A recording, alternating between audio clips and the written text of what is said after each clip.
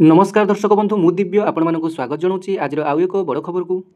तेज दर्शक बंधु सारा देशर लक्ष लक्ष केंद्रीय कर्मचारी एवं पेंशनभोगी मानक सरकार तरफ खूब शीघ्र आसापी जाऊँगी एक खुशी खबर।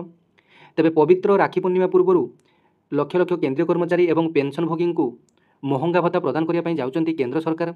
तेज पूर्व 2% महंगा भत्ता वृद्धि पाई बेले एथर 4% महंगा भत्ता वृद्धि पाइबार संभावना रही।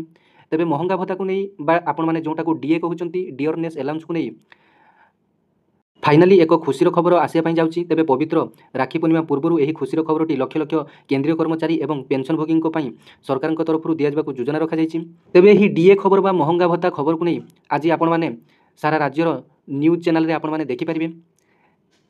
आज यही वीडियो माध्यम आलोचना करवा जे केते प्रतिशत पर्यंत यही महंगा भत्ता वृद्धि पाइपारे एवं अष्टम वेतन कमिशन केबे लागू हेबो एवं सर्वनिम्न दरमा केते हेबो ताहा मध्य आज यही वीडियो माध्यम जानिबा। तेबे वीडियोटी भल लगे गोटे लाइक करेंगे और अन्य मानक शेयर करेंगे और चैनल टी प्रथम थर विजिट करते चैनल टी सब्सक्राइब करने भूलिए ना। तेज देखु पूर्वर 2% महंगा भत्ता वृद्धि पाई। तेज आपण मैंने जानते जे वर्ष को 2 थर महंगा भत्ता वृद्धि करती केंद्र सरकार। तेज पूर्वर 53% डीए थिला बेले गत होली रे सरकार बढ़ाई 2% महंगा भत्ता एबे 55% महंगा भत्ता पाउचंती। तेबे आगामी रक्षाबंधन पूर्व आपण मानकु 3 ରୁ 4% महंगा भत्ता वृद्धि हेबाकू योजना रखिचंती केंद्र सरकार। एबे अष्टम वेतन आयोग लागू हेबा पूर्व यह शेष महंगा भत्ता वृद्धि हे पारे बोली आलोचना करा जाउची।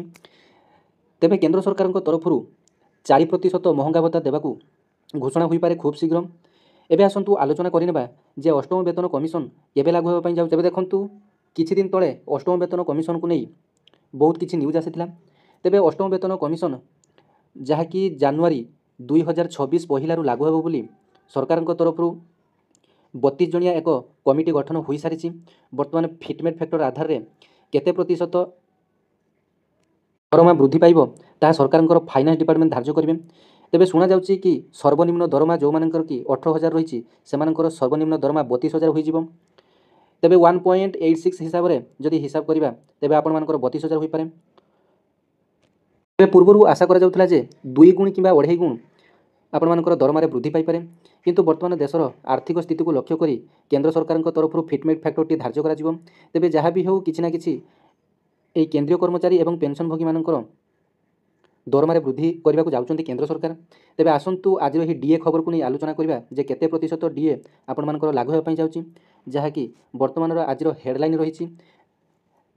तेबे देखंतु केंद्रीय कर्मचारी मानक पई गुड न्यूज डीए को नहीं आसिला बड़ खबर।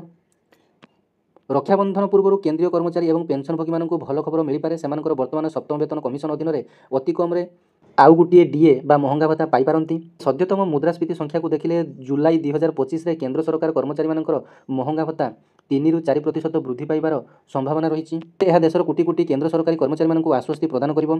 साधारणतः महंगा वृद्धि वर्ष रे 2 थर वृद्धि पाई थाए आपण माने जानिचंती। गोटे है फेब्रुआरी मार्च और अन्यटी है सेप्टेम्बर अक्टोबर मासरे घोषणा करा जाय थाए जहाँ यथाक्रमे जनवरी और जुलाई लागू हुए।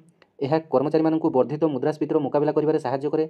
चलित वर्ष मार्च मासरे 2% यही डीए रे वृद्धि पाई। तेबे वर्तमान डीए हार हूँ 55% रही। तेबे सरकारी कर्मचारी मानक जदि डीए दि जाए जितेबाला पेंशनभोगी मानक डीआर दि जाए तेबे सद्यतम मुद्रास्फीति तथ्य अनुसार डीए एते वृद्धि पाइबार कल्पना जल्पना रही। तेबे डीए घोषणा होगा मात्र कर्मचारी मानकर मूल दरमार एक बड़ वृद्धि हेबो।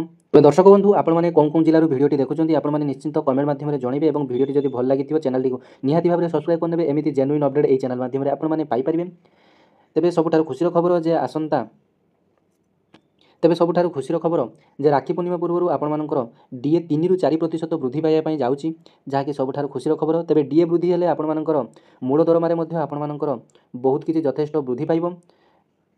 तेबे आशा करूची आपण मानक भिडियोटी भल लागिथिबो। धन्यवाद। जय जगन्नाथ।